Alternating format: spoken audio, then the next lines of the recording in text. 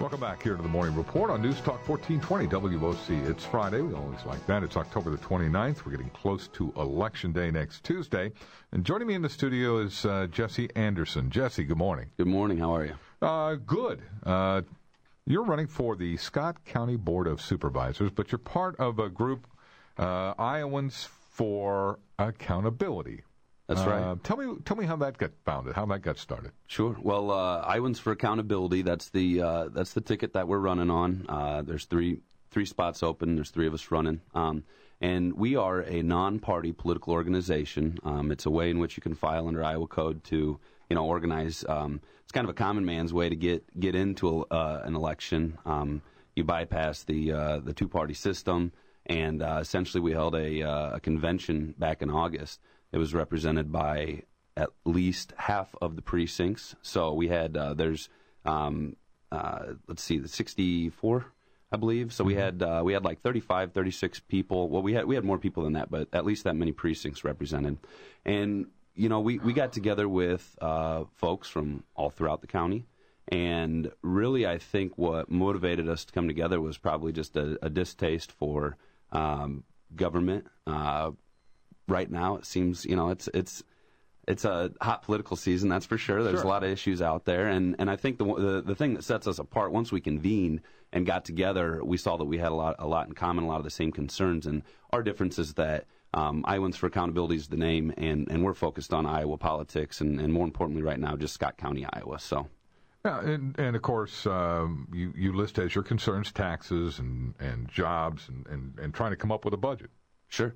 Right now, the property taxes just increased 20% in Scott County. Mm-hmm. That's a shocking figure to some people. Most people don't even know it happened. And we're wondering what kind of disconnect there is right now between, the taxpayer, the citizens, and the county government to have such a large number of people not even realize that's coming down. We know that it's going to impact folks. I mean, the economy is tight right now. And that's there's no question about that.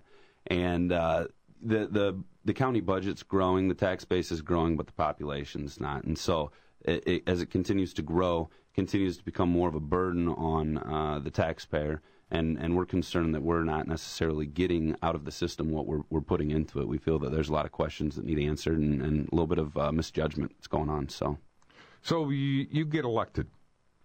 What's your first priorities? First priority, I think, would be to start scrutinizing the budget. We've thrown the idea of zero-based budgeting around, starting from scratch. Some of the issues that we've looked into are so staggering to us, so frightening that we feel that the most important thing that we can do is just start asking better questions. Got concerns about a $160,000 grant for energy audits that went to an outside firm. And I was at that meeting, and they said there wasn't anybody in the area that did energy audits as a primary function. So there's a jobs thing. Why I know that there's people in this area that do that. Why should whether or not they do it as a primary function matter? Some of the money, it was a grant that came down from the state, I believe, and the bid came in lower than they thought. And instead of saving the taxpayers dollars, sending it back to Iowa, the first words out of everyone's mouth was, "How can we spend it?" And I understand, wanting to grant money, if you don't spend it, it goes away, but that's still taxpayer dollars. So one of the things that we did with it is we decided to audit the new courthouse and jail. It's a 2-year-old multi-million-dollar facility, and to me, that's just wasteful spending. Mm-hmm. Well, you're a busy guy. You're a father. You got a young child. You're putting the finishing touches on your house and doing a lot of work there. How you find the time to campaign? Well, we've been. We're well organized, I guess. There's a lot of motivated individuals right now. There's a lot of people upset with the direction that we're heading. They feel that we should be scaling back a little bit less intrusive government, really taking a close look at things and not just spending because we've got the money or because the taxpayers can afford it, just because we could put the burden on the taxpayers' shoulders. We talk a lot. We do a lot of research. There's some very talented, intelligent people experienced in not politics. There's no politicians that are in the group, but people that are just engaged with their city governments, that go to meetings, that go to city council meetings, that go to board meetings, and are hearing what's actually going on. Those board meetings are on at 8 o'clock in the morning. There's not a lot of people that can take time out of their busy schedule to be there, but we're seeing it. Yeah. John Riley, John Green, Jesse Anderson, you make up the Iowans For Accountability. That's right. Why is it that more people don't pay attention to something like the county boards? Well, I think that there's a lot of reasons, but the one that we're trying to tackle is this. We feel the reason that we are trying to be an inclusive organization, the reason that we filed as a non-party political organization is that so many people are disenfranchised with the parties, but those seem to be the only two options.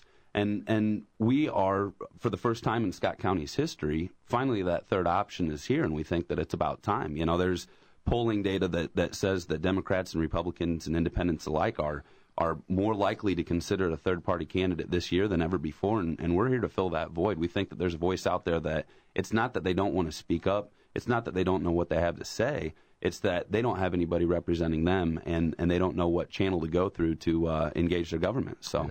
Well, I think I read a stat this morning that said 65% of Americans would like to fire everybody in Congress. So I think we share those sentiments. I think you're right on. Well, Jesse Anderson, best of luck Tuesday in the election. Thanks for stopping by.